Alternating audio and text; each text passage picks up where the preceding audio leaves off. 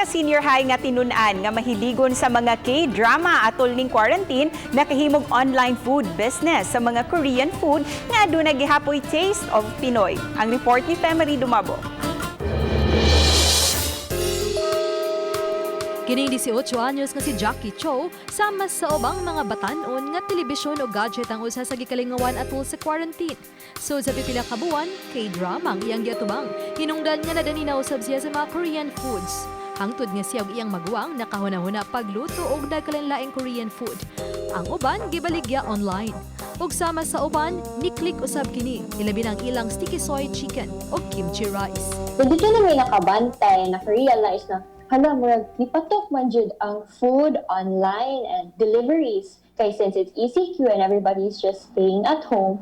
So from there, we then decided to come up with this idea. And actually, it is a family effort.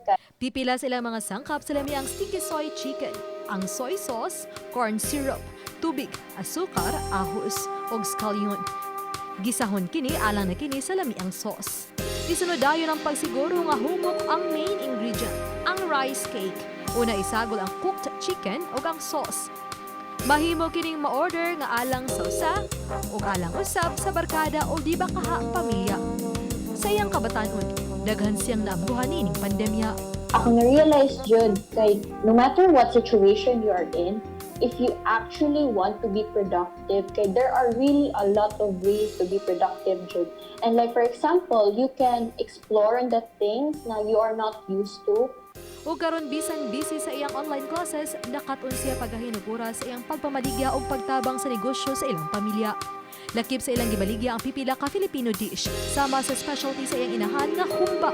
Anaw sabang ubang putahe sama sa pesto butter pork chop, cheesy noodles ug daghan pa. Uban ni Cleofer Lumayag. Ako si Femery Dumabo. Balitang Bisdak.